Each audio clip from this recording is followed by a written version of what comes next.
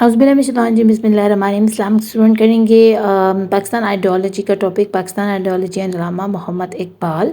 Allama Iqbal is one of the most important personality in history. His poetry challenged the dominant social conventions.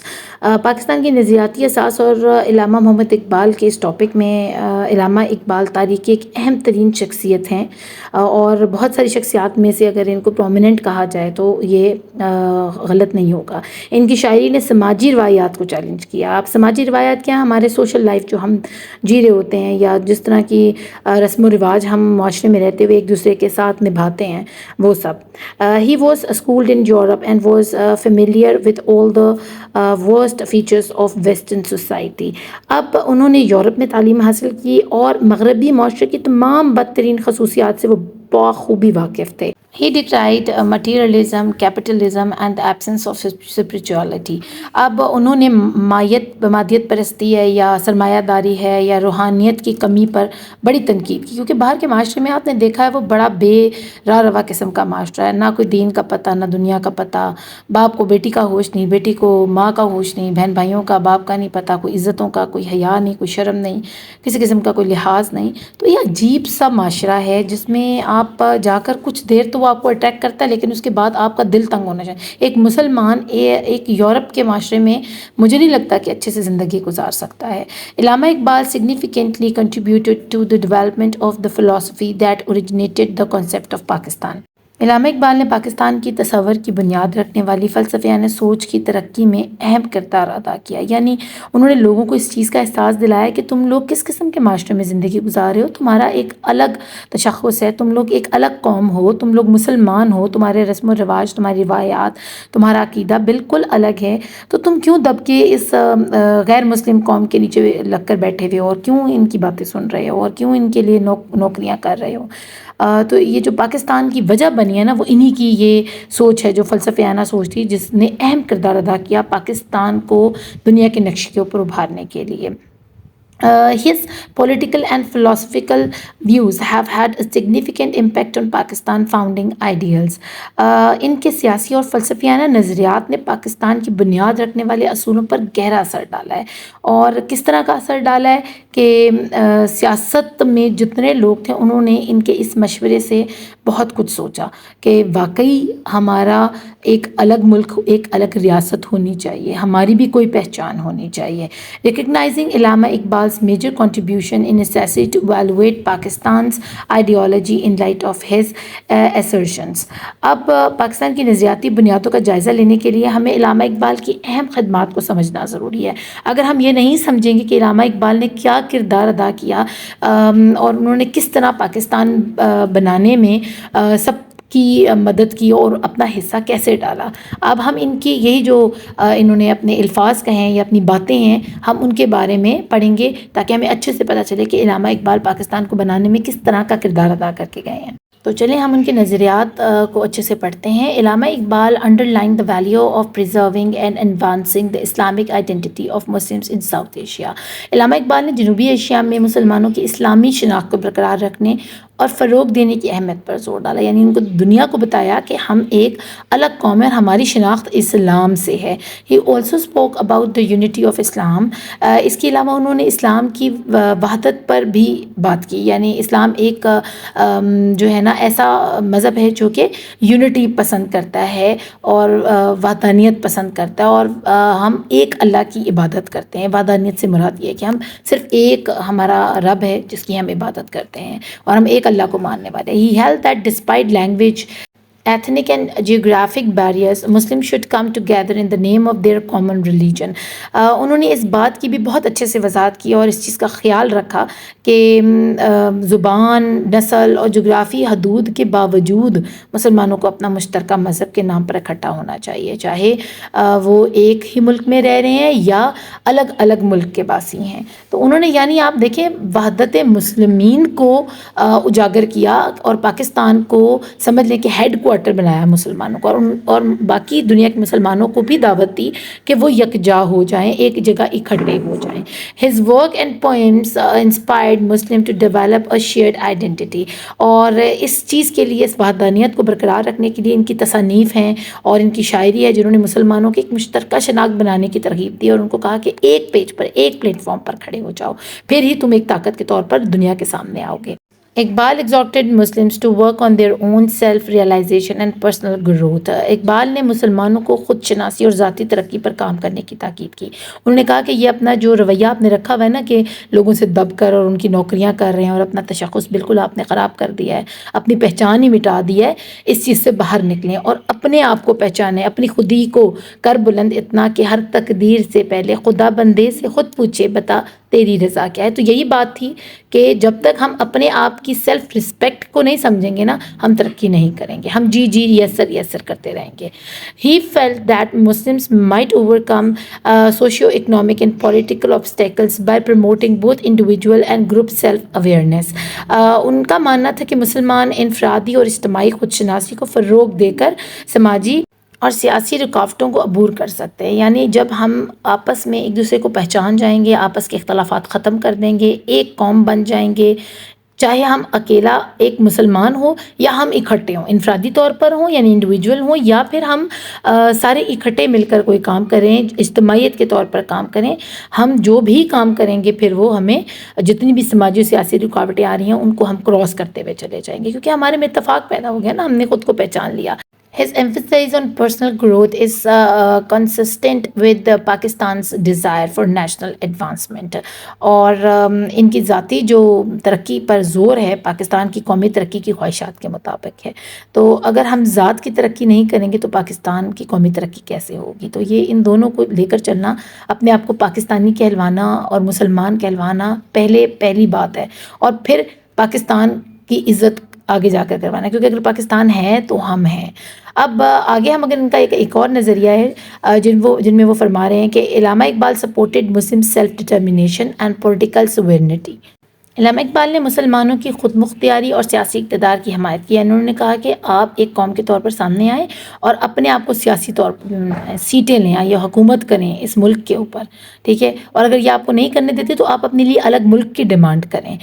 He imagine Muslims being able to determine their own political future. اب اس کی جو انہوں نے وضاحت کی، انہوں نے کہا کہ مسلمانوں کو اپنی سیاسی قسمت کا فیصلہ کرنے کا تصور خود ذہن میں لانا ہوگا. انہوں نے یہ چیز پیش کی کہ بھئی آپ لوگ کس طرح اپنے آپ کو سیاسی طور پر دنیا کے سامنے لا سکتے ہو. ظاہری بات ہے آپ کا اپنا ملک ہوگا، وہاں پر آپ خود جو ہے نا آپ اپنے فیصلے کر سکتے ہو، اپنے فیوچر کے فیصلے کر سکتے ہو، کیونکہ یہاں جو ہے نا آپ ڈومیننٹ کلچر ہے، وہ انگریز ہوں چاہے ہندو ہوں، وہ آپ کے سر پر سوار ہو کر بیٹھے ہوئے ہیں. This idea was in line with the call for Pakistan a separate Muslim state where Muslims could hold political power. اور یہ نظریہ پاکستان کے مطالبے کے مطابق تھا، جو ایک الگ مسلم ریاست کا تصور تھا جہاں مسلمان سیاسی طاقت حاصل کر سکیں.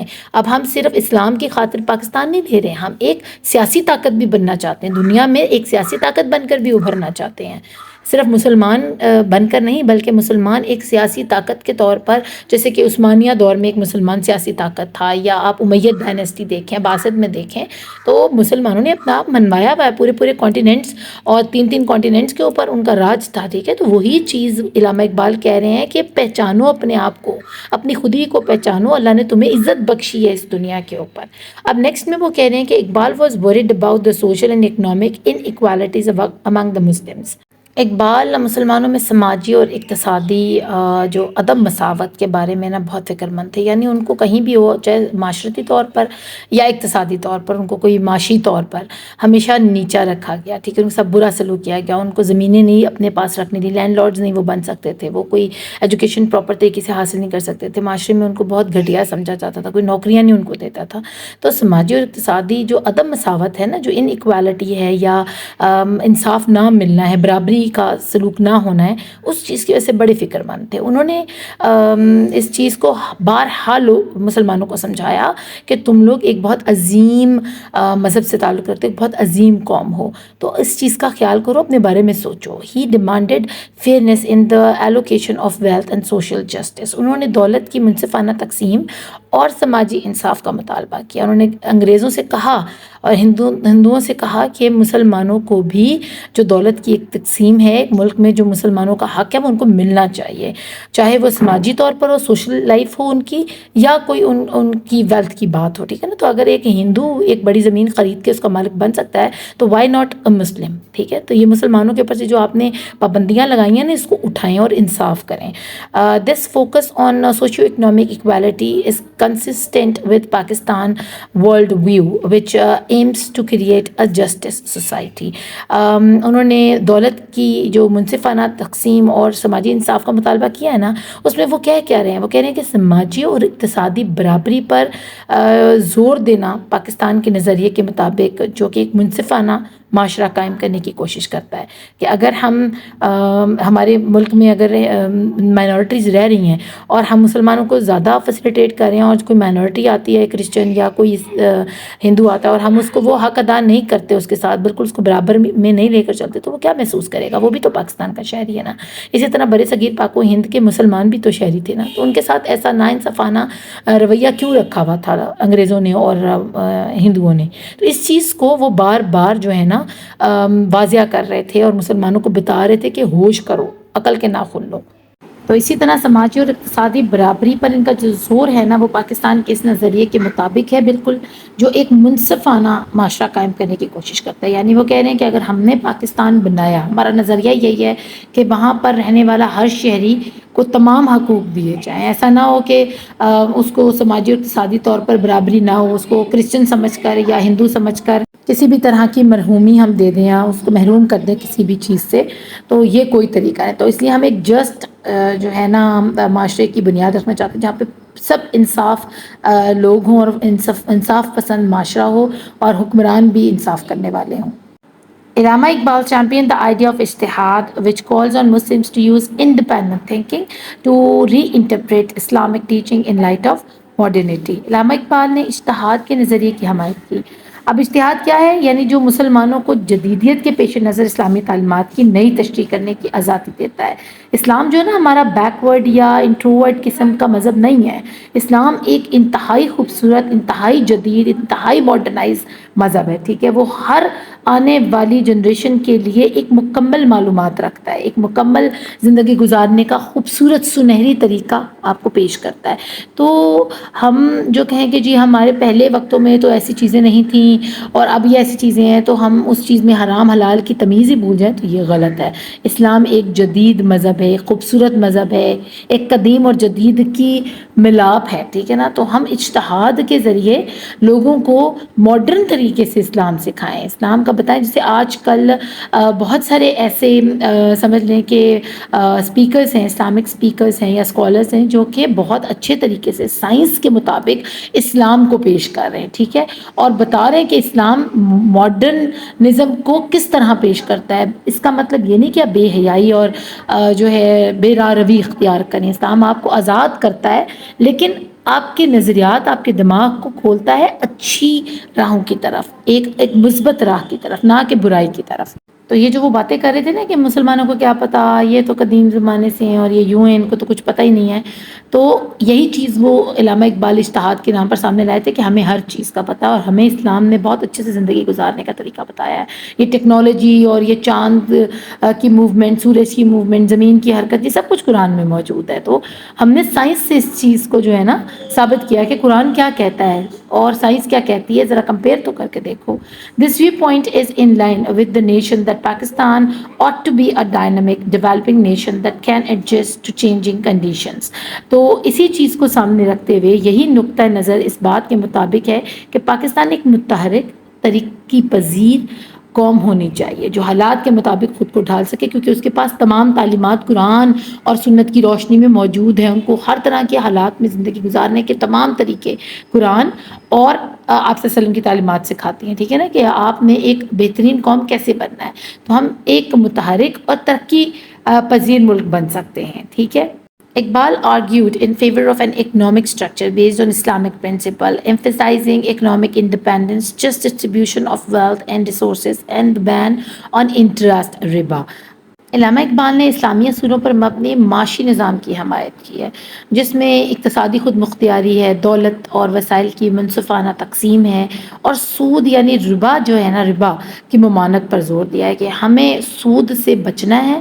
اور کس چیز میں ترقی کرنی ہے؟ ایک تو اقتصادی آپ کو خود مختاری ملے کہ آپ اپنے آپ کو معاشی طور پر بحال کر سکو، ایک اچھی زندگی گزار سو، آپ کا ملک ترقی کرے. پھر دولت اور وسائل جو ہیں، آپ کو جب انڈیا اور پاکستان تقسیم ہو تو آپ کا جو حق بنتا ہے آپ کو انڈیا والے دیں، تاکہ آپ ایک بہترین ملک کی بنیاد رکھ سکو. اور سود سے بچو، سودی نظام سے بچو. آج ہمارا ملک کیوں تباہی کے دہانے پر موجود ہے؟ کیونکہ سودی نظام ہے. کہیں آپ کے موبائل کی چارج سے لے کر اپنے ایزی لوڈ سے لے کر آپ ملک کے کسی بھی بڑے منصوبے تک چلے جائیں، ہر جگہ سود موجود ہے. اگر آپ لون لیتے ہو تو آپ کو سود سمیت پیسے واپس کرنے پڑتے ہیں. بھائی ہم نے تو 20 روپے استعمال کیے ہیں، ہم تمہیں اس کے 27 روپے یا 28 یا 30 روپے واپس کیوں کریں؟ ٹھیک ہے، جتنا لیا اتنا واپس لے لو نا ہم سے. تو یہ ہر چیز پر سود موجود ہے. تو اسی وجہ سے ہمارا ملک، ہماری قوم اس وقت بدحالی کا شکار ہے. اس چیز کے بارے میں سوچنے کی بڑی ضرورت ہے. Pakistan economic policies and aspiration for an Islamic economic system have been influenced by these concepts. اور اگر ہم پاکستان کی اقتصادی پالیسیوں کی بات کریں کہ ہم نے اپنے معاشرے کو، اپنے ملک کو کس طرح ترقی دی، پیسے کس طرح کمانے شروع کیے، تو اس میں اسلامی اقتصادی نظام کی جو خواہشات ہیں نا، ان کے تصورات سے متاثر ہو کر ہم نے سب کچھ کیا ہے. یعنی اسلام ہمیں جس طرح کہتے ہیں نا کہ سود سے بچو اور ترقی کرو اور معاشرے میں سب کا حق ادا کرو، اور اس قسم کے پروجیکٹس لاؤ جس سے ویلفیئر کے کام بھی ہو سکیں. ٹیکسز، اسلامک ٹیکس جیسے جزا ہے اور اس کے اندر زکوٰۃ ہے، اور یہ سارا سسٹم، اور بھی بہت سارے ایسے ٹیکس ہیں جو ہم نان مسلم سے لیتے ہیں. لیکن اب ہمارے ساتھ کیا ہو رہا ہے کہ الٹا مسلمانوں پر ڈبل ٹیکس لگائے جا رہے ہیں، جو کہ اسلام میں کہیں شریعت میں ان کا نام و نشان نہیں ملتا. یہی وجہ ہے کہ ہم بدحالی کی طرف مسلسل تیزی سے سمجھ لیں کہ سپر جیٹ ٹرین کے اندر بیٹھے ہوئے ہیں اور ہم بدحالی کی طرف گامزن ہیں. Iqbal emphasized the necessity for Muslim to have a spiritual renewal. علامہ اقبال نے مسلمانوں کے لیے روحانی تجدید کی ضرورت پر زور دیا. یعنی ہمیں جس طرح اولیاء کرام اللہ کی تعلیمات تھیں، دین اور دنیا دونوں کو ساتھ لے کر وہ چلتے تھے، اس طرح ہمیں بھی اپنی روحانیات کو دوبارہ سے بحال کرنے کی ضرورت ہے. اللہ سے جڑنے کی، وہ صحیح لفظوں میں، صحیح معنوں میں اللہ کی تعلیمات پر اور احکام پر عمل کرنے کی ضرورت ہے. He held that any Muslim country, particularly Pakistan, needed a solid spiritual foundation in order to grow and succeed.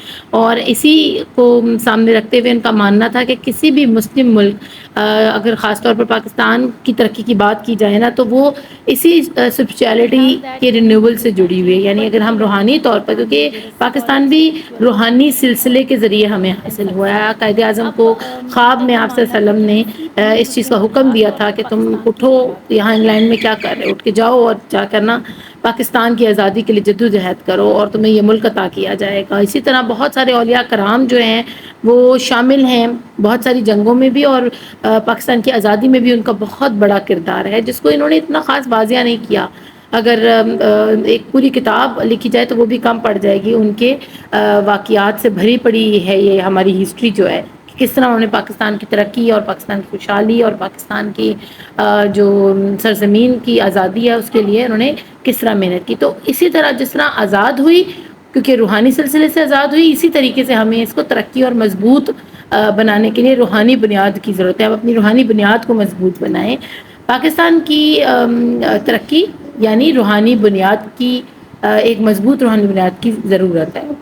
Pakistan cultural and religious identities are still influenced by this emphasis on spirituality. Allama Iqbal's remarks have had a significant impact on Pakistan ideology.